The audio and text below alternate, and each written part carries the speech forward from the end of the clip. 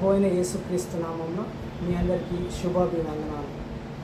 కళ్ళు మూసుకొని ప్రార్థించుకుందాం. స్తోత్రం నాయన, పరిశుద్ధుడా, మహోన్నతుడా, సర్వోన్నతమైన దేవ, కృపగల తండ్రి, మరి తండ్రి నీ జ్ఞానం చేత, నీ ఆత్మ చేత ప్రభువ, నీ పరిశుద్ధాత్మ చేత నడిపించమని అడుగుతున్నాను తండ్రి. ప్రభువ, మరి ఆరాధనలో కానీ మరి వాక్యంలో కానీ నీ పరిశుద్ధాత్మ ఈ ఆవరణలో ఉండేటట్టు సహాయం చేయమని నజరేయుడైన యేసు నామములో అడుగుతున్నాం పరమ తండ్రి. ఆమేన్.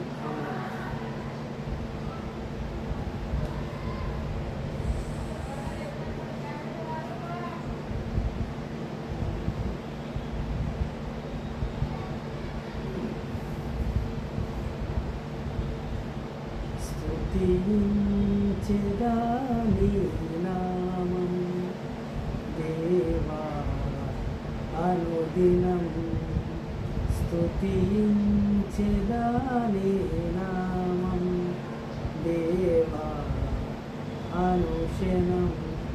దయతో కాపాడినావు, కృపనే చూపించినావు, దయతో కాపాడినావు, కృపనే చూపించినావు.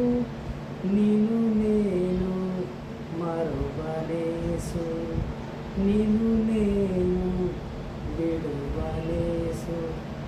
స్తుతించెదా నీ నామం దేవా అనుదినం, స్తుతించెదా నీ నామం దేవా అనుక్షణం. పాపై ఉండగా నేను రక్షించి దరి చేర్చినావు, పాపై ఉండగా నేను రక్షించి దరి చేర్చినావు. నిన్ను నేను విడువలేసు, నిన్ను నేను మరువలేసు. స్తుతించెదా నీ నామం దేవా అనుక్షణం, స్తుతించెదా నీ నామం దేవా అనుక్షణం. సిలువే నాకు శరణం, నీవే నాకు మార్గం, సిలువే నాకు శరణం, నీవే నాకు మార్గం. నిన్ను నేను మరువలేసు, నిన్ను నేను విడువలేసు. స్తుతించెదా నీ నామం దేవా అనుదినం, స్తుతించెదా నీ నామం దేవా అనుక్షణం. హల్లెలూయా. కళ్ళు మూసుకొని ప్రార్థించుకుందాం. స్తోత్రం నాయన, పరిశుద్ధుడా, మహోన్నతుడా, సర్వోన్నతమైన దేవ, కృపగల తండ్రి నాయన, పరిశుద్ధాత్మ దేవ, మరి నాయన జ్ఞానం గల దేవ, నీ జ్ఞానం చేత నడిపించమని అడుగుతున్నాం తండ్రి. ప్రభువ, వాక్యంలోకి వెళ్ళబోయే ప్రభువ, మరి వాక్యంలో నీ జ్ఞానం చేత మమ్మల్ని నడిపించమని అడుగుతున్నాను. మరి ఏవైతే మాలో లోటుపాట్లు ఉన్నాయో ప్రభావ, లోటుపాట్లన్నీ తీసేసి ఇంకా లోతుగా వెళ్ళేటట్టు సహాయం చేయమని నజరేయుడైన యేసు నామములో అడుగుతున్నాం పరమ తండ్రి. ఆమేన్. ఆమేన్. ప్రభు అయిన యేసుక్రీస్తు నామములో మీ అందరికీ శుభాభివందనాలు. మరి ఫాస్టింగ్ ప్రేయర్ అంటే ఉపవాస ప్రార్థనలో ఉన్న శక్తి, మనము శక్తి గురించి మాట్లాడుకుందాం. మరి ఉపవాస ప్రార్థనలో ఉన్న శక్తి గురించి మనం మాట్లాడుకుందాం. 5 పాయింట్లు మనం మాట్లాడుకుందాం. మొట్టమొదటిగా దేవుడు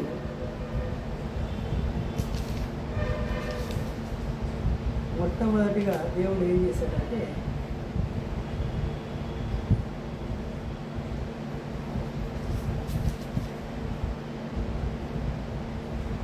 లూకా సువార్త 4వ అధ్యాయం. లూకా సువార్త 4వ అధ్యాయంలో ప్రభు అయిన యేసుక్రీస్తు వారికి మరి అపవాది ఎలా శోధించాడు ఒకసారి మనం ధ్యానించుకుందాం. యేసు పరిశుద్ధాత్మ పూర్ణుడై ఎర్దోను నుండి తిరిగి వచ్చి 40 దినములు ఆత్మచేత నడిపింపబడేది, అపవాది చేత శోధింపబడి ఉండెను. ఆ దినమున లోయలో ఆయన ఏమీ తినలేదు. ఆవరి తిరిగి తర్వాత ఆయనకు ఆకలి కొనెను. అపవాది, నీవు దేవుని కుమారుడివి అయితే రొట్టెలను అవునట్టుగా ఈ రాళ్లతో చెప్పుమని ఆయనతో చెప్పాను. అందుకు యేసు, మనుషులు రొట్టెల వల్ల మాత్రమేగా జీవించడు కానీ రాయబడి ఉన్నది కదా అని వానికి ప్రతి ఉత్తరం ఇచ్చాడు. ఇక్కడ ఏమంటుందంటే ప్రభు యేసుక్రీస్తు వారు పరిశుద్ధాత్మని పొందుకొని మరి ఉపవాస ప్రార్థన అంటే 40 దినములు ఉపవాస ప్రార్థన చేసి మరి ఉపవాసం ఉండి మరి అరణ్యంలో నుంచి మరి కొనిపోయబడి అరణ్యం నుంచి బయటకు వస్తూ ఉన్నాడు. అంటే ఆత్మచేత మరి అరణ్యంలోకి వెళ్ళాడు. పరిశుద్ధాత్మ చేత లోపలికి అడవిలోకి వెళ్ళాడు. అడవిలోకి వెళ్ళినప్పుడు అపవాది ఏం చేస్తుందంటే మరి ప్రభుని శోధిస్తూ ఉన్నాడు. అంటే మరి ప్రభుకి అప్పటికి 40 రోజులు అయిపోయిన తర్వాత తనకు ఆకలి వేయడం స్టార్ట్ అయింది. మరి ఉపవాసం ఉన్నాడు కదా మరి ప్రభు అంటే ప్రభు ఉపవాసం ఉన్నాడు. మరి అప్పటికి 40 రోజులు అయిపోయింది. 40 దినాల తర్వాత ఆయనకు ఆకలి వేయడం స్టార్ట్ అయింది. అప్పుడు అపవాది వచ్చి ఏం చేస్తున్నాడు అంటే 3వ వచనం వచ్చి చూద్దాం. అపవాది, నీవు దేవుని కుమారుడు అయితే రొట్టెలను అవునట్టుగా ఈ రాతితో చెప్పుమని ఆయనతో చెప్పాను. నువ్వు దేవుని కుమారుడు అయితే ఈ రాళ్ళని రొట్టెలుగా మార్చమని అంటున్నాడు. అంటే రొట్టెలను రొట్టెలుగా అవ్వమని చెప్పమంటున్నాడు. రాళ్ళని రొట్టెలుగా అవ్వమనిగా చెప్పమని అపవాది చెప్తా ఉన్నాడు. మరి రొట్టెలుగా మార్చమని చెప్తా ఉన్నాడు. మరి చెప్పినప్పుడు ఏమైందంటే ఆయన ఏమంటుండంటే, అందుకు యేసు, మనుషుడు రొట్టె వలన మాత్రమే జీవించడు కానీ రాయబడి ఉన్నది కదా అని వానికి ప్రతి ఉత్తరం ఇచ్చాడు. అంటే ఇక్కడ ఏంటంటే ఉపవాస ప్రార్థనలో మనము శక్తి పొందుకోవాలంటే మరి మనము సమయాన్ని చూడద్దు. అంటే మనం దేవుడితో మరి గడపాలి. ఉపవాసం అంటే దేవుడితో సహవాసం, అంటే దేవుడితో సమయాన్ని మనం గడపాలి. సమయాన్ని గడిపితే దేవుడు మన ప్రార్థన వింటాడు. మనము దేవుడితో ఉంటే దేవుడు మన ప్రార్థన కంపల్సరీ వింటాడు. కాబట్టి మనం ఏం చేయాలంటే ఎలాంటి ఆలోచనలు పెట్టుకోవద్దంటే మన సమయాన్ని చూసుకుంటూ, మన శరీర ఆశ ఎలా ఉంటుందంటే మరి సమయానికి భోజనం కావాలి, సమయానికి ఛాయ కావాలనిపిస్తుంది, సమయానికంటే శరీర ఆశలు అలా ఉంటాయి. అవన్నీ మనం చంపుకుంటే దేవుడు మన ప్రార్థన వింటాడు. పరిశుద్ధాత్మ దేవుడు మనలో ఉండి మన క్రియలన్నీ చేస్తాడు. దేవుడికి మహిమ కలుగుగా. హల్లెలూయా.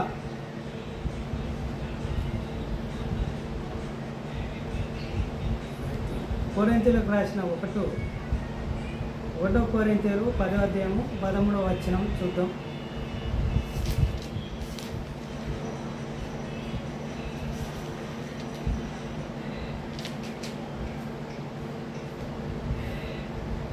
రెండవ మాట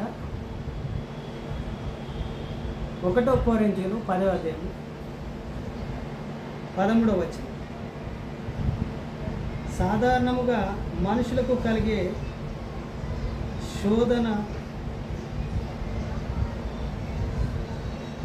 శోధన తప్ప మరి ఏదియూ మీకు సంభవింపలేదు. దేవుడు నమ్మదగినవాడు. మనుషులకు సాధారణంగా ఏమవుతుందంటే సాధారణమైన కష్టాలు మరి సమస్యలు వస్తాయి. కానీ దేవుడు నమ్మకమైన వాడని చెప్తా ఉన్నాడు. నమ్మకం కలిగిన వాడు కాబట్టి నమ్మదగిన వాడని వాక్యం సెలవిస్తూ ఉంది. మరి ఇక్కడ చూసుకుంటే దేవుడు నమ్మదగిన వాడు. మీరు సహించగలిగిన దానికంటే ఎక్కువగా ఆయన మిమ్మును శోధింపబడనీయడు. మరి శోధకుడి నుంచి అంటే మీరు కష్టాలు ఎక్కువ పడ్డా కానీ దేవుడు ఆ కష్టాల నుంచి మిమ్మల్ని తప్పిస్తాడు. అంటే మనం ఎన్ని శ్రమలు పడ్డా కానీ దేవుడు ఏం చేస్తాడట, మనల్ని చూస్తూ వదిలేడట. మనల్ని పట్టుకొని ఏం చేస్తాడంటే ఆ శోధన నుంచి మనల్ని బయటపడేస్తాడు.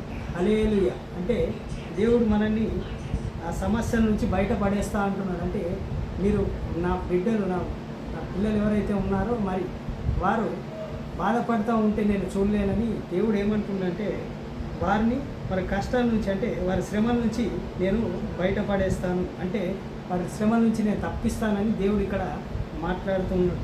ఏ రకంగా అంటే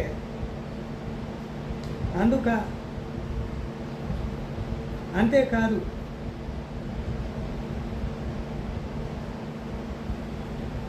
సహింపగలిగినట్టుగా ఆయన శోధనతో కూడా తప్పించుకునే మార్గమును కలుగజేయును. మనల్ని ఆ శోధన నుంచి తప్పించుకునే మార్గాన్ని కూడా దేవుడు మనకు సరళం చేస్తాడట. అంటే మనకు జయం కలుగజేస్తా అంటున్నాడు. హల్లెలూయా. అంటే దేవుడు సమస్యలు మరి శ్రమలు వచ్చినప్పుడు కూడా ఆ సమస్యల నుంచి మరి ఆ కష్టాల నుంచి ఆ బాధల నుంచి దేవుడు ఏం చేస్తాడంటే అక్కడి నుంచి మనకు మార్గాన్ని సులభం చేస్తూ అంటుండు. అంటే మార్గం నుంచి తప్పిస్తూ అంటుండు, శ్రమల నుంచి తప్పిస్తూ అంటుండు, మరి కష్టాల నుంచి తప్పిస్తూ అంటుండు. దేవుడికి హల్లెలూయా. మరి దేవుడికి మహిమ కలుగును గాక. మరి దేవుడు నమ్మదగిన దేవుడు. ఇక్కడ మన దేవుడు ఏంటంటుండంటే మీరు కష్టపడ్డా కానీ ఏమంటుండంటే నమ్మకం ఉండాలంటే విశ్వాసం ద్వారా మనం దేవుడిని పట్టుకొని ఉంటే దేవుడు మన క్రియలన్నీ చేస్తూ ఉంటాడు. అంటే మనం ఎంత కష్టపడి మనం బాధపడుతూ ఉంటే దేవుడు చూస్తూ ఉండలేడు. అందుకని ఆ శ్రమల నుంచి ఆ కష్టాల నుంచి మనల్ని విడిపిస్తూ అంటుండు, ఆ బంధకాల నుంచి మనల్ని విడిపిస్తూ అంటుండు. హల్లెలూయా. శోధన నుంచి తప్పించుకునే మార్గాన్ని కూడా దేవుడు చూపిస్తూ అంటుండు. హల్లెలూయా. హల్లెలూయా.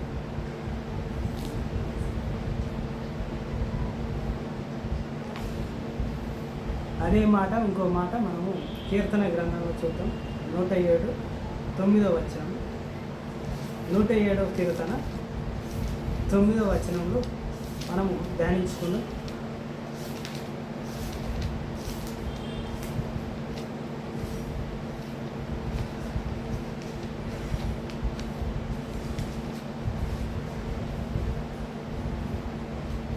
నూట 7వ కీర్తనలో దేవుడు చెప్తా ఉన్నాడు.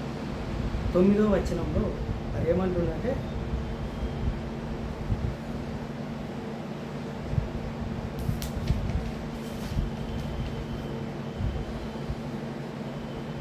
నూట 7వ కీర్తన 9వ వచనం దేవుడు మాట్లాడుతున్నమాట. ఏలయనగా ఆశ కలిగిన ప్రాణమును ఆయన తృప్తిపరిచి ఉన్నాడు. ఆకలి కొనిన వారికి ప్రాణమును మేలుతో నింపి ఉన్నాడు. అంటే ఏలయనగా ఆశ కలిగిన ప్రాణమును ఆయన తృప్తిపరిచి ఉన్నాడు. అంటే నువ్వు కష్టాల్లో శ్రమలో ఉన్నా కానీ నీ ప్రాణం అంటే నీ జీవితం ఎలా ఉండాలో దేవుడు అంతవరకు నిన్ను తృప్తిపరుస్తూ అంటున్నా. అంటే నీ జీవితాన్ని జయ జీవితం చేస్తూ అంటున్నా. అంటే నువ్వు ఏదైతే నీ జీవితంలో కోల్పోయావో దేవుడు అది నీకు ఇస్తా అంటున్నాడు. నీ జీవితాన్ని కూడా తృప్తిపరుస్తూ అంటున్నాడు. ఇక్కడ మాటిస్తున్నాడు. ఏలయనగా ఆశ కలిగిన ప్రాణము ఆయన తృప్తిపరిచి ఉన్నాడు. ఆయన మీద మనము ఆనుకుంటే ఏమవుతుందంటే దేవుడి మీద దేవుడు ఆయన తృప్తిపరచుడట నీ ప్రాణాన్ని. అంటే నువ్వు ఏది కోరుకుంటావో అది నీ జీవితాన్ని మరి పడేలాగా దేవుడు చేస్తా అంటున్నాడు. హల్లెలూయా. ఆకలి పోయిన వారి ప్రాణమును మేలుతో నింపి ఉన్నాడు. ఆకలి అంటే శరీర ఆకలి కాదు. ఏదైతే సమస్య ఉందో దేవుడికి మనం అడుగుతూ ఉంటామో మనకు దేవుడిని అడిగితే దేవుడు కొన్ని రోజులకైనా అది మనకు నెరవేరుస్తాడు. ఇక్కడ వాక్యంలో ఉంది, నీ ప్రాణాన్ని మేలుతో నింపుతాడట. హల్లెలూయా. అంటే దానికంటే గొప్పది ఇవ్వబోతున్నాడని దేవుడు ఇక్కడ చెప్తున్నాడు. హల్లెలూయా. హల్లెలూయా. మనము ఏం చేయాలంటే దేవుణ్ణి ఆనుకొని ఉండాలి. ఎలా అంటే దేవుడు ఆజ్ఞలకు లోబడి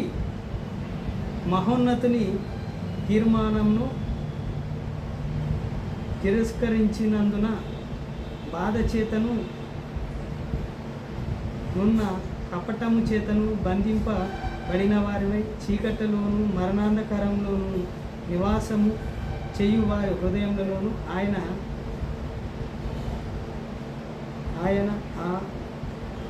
ఆయా సమయము చేత కృషించి చేసాను. అంటే ఆయన మాట వినకపోతే కూడా దేవుడు ఏమంటుందంటే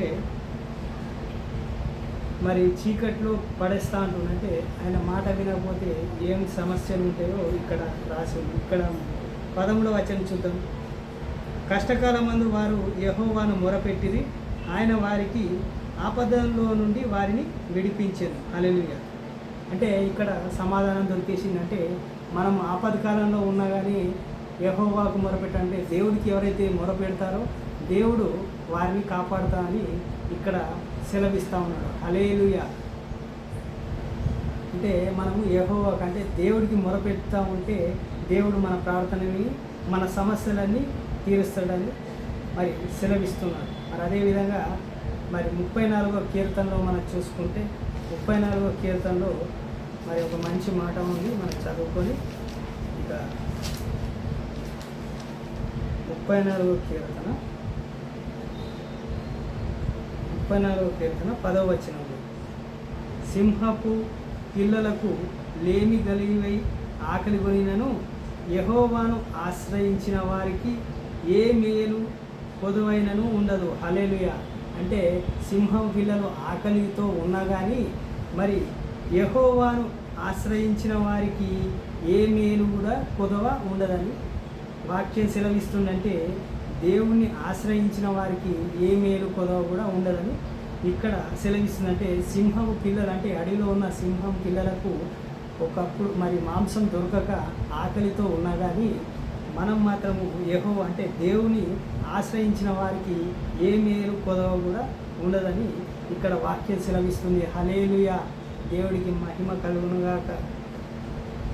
మరి అదే మాట ఆఖరి మాట చదువుకుందాం. కొరింథీయులు రాసిన 2వ అధ్యాయము 2 కొరింథీయులు 12వ అధ్యాయం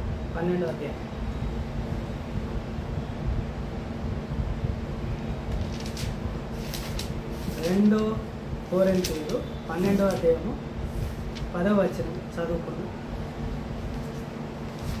ఇది 5వ మాట. అంటే ఇక్కడ ఏం మాట్లాడుతుందంటే ప్రభు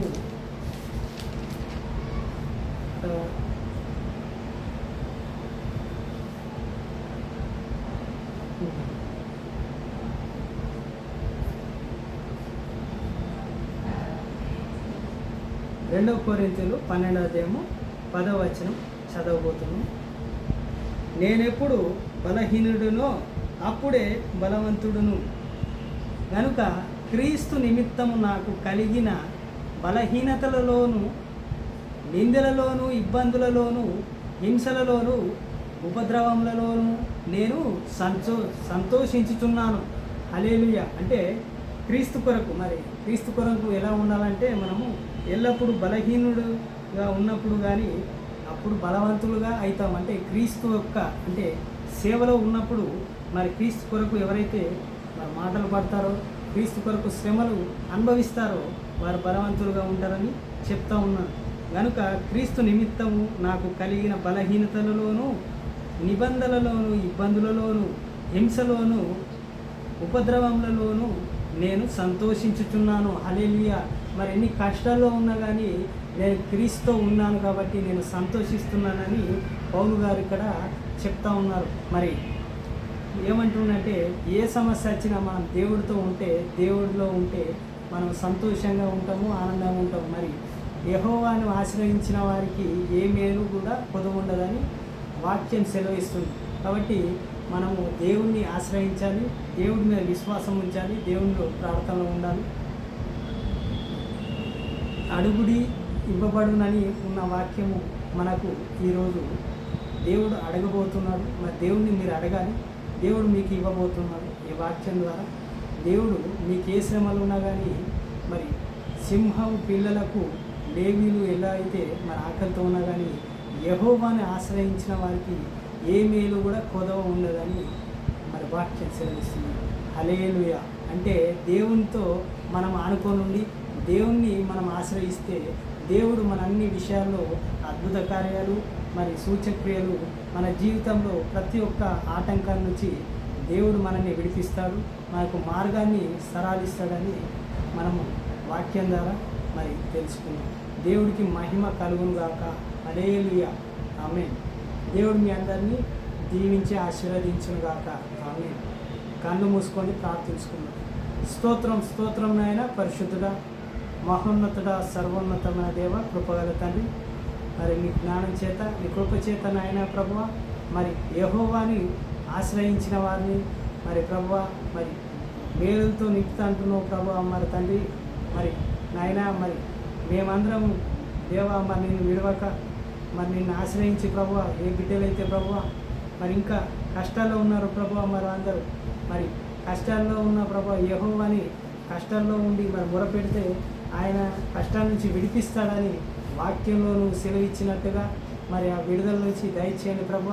మరి ఏ కష్టాల్లో ఉన్నారో ఏ ఇబ్బందుల్లో ఉన్నారో ప్రభువ మరి గాడ్స్ విజన్ ఛానల్ చూస్తున్న ప్రతి ఒక్క బిడ్డలకి కష్టాన్ని మరి మరి ఆ జీవితంలో మరి ఏ ఇబ్బందులు ఉన్నాయి, ఆటంకాలు ఉన్నాయో ప్రభువ మరి అవన్నీ వేడిపించమని అడుగుతున్నాను తండ్రి.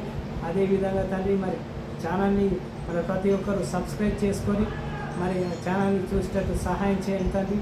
మరి వాక్యాన్ని మరి బలహీనమై ఉన్నా కానీ ప్రభావ మరి వాక్యం చెప్పడానికి ప్రయత్నిస్తున్న తండ్రి, మరి ఎవరు చూస్తలేరు తండ్రి. నాయన చూసేటట్టు సహాయం చేయ తండ్రి. ప్రభువ నువ్వు వింటే చాలు నాయన. ప్రభా నీ బిడ్డలు ఎక్కడున్నా కానీ మరి క్రైస్తవ బిడ్డలు చూస్తారని మరి నాయన ప్రభా ఎన్ని రోజులు ప్రభా అనారోగ్య సమస్యతో ఉండి మరి వీడియో పెట్టలేకపోయినా తండ్రి, బలహీనున్నై ఉన్నాను తండ్రి. మరి తండ్రి మరి ఛానల్ని మరి నాయన ముందుకెళ్ళేటట్టు సహాయం చేయండి. మరి సువార్త నాయేటట్టు చేయాలి తండ్రి. ప్రభువ మరి నీ కొరకు ముందుకెళ్తున్నాను తండ్రి.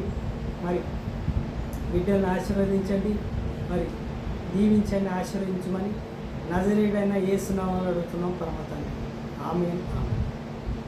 గాడ్స్ విజన్ ఛానల్ చూస్తున్న ప్రతి ఒక్కరికి ప్రభు అయిన యేసుక్రీస్తు నామములో మీ అందరికీ శుభాభివందనాలు. ఆమేన్. వందనాలు మీ అందరికీ.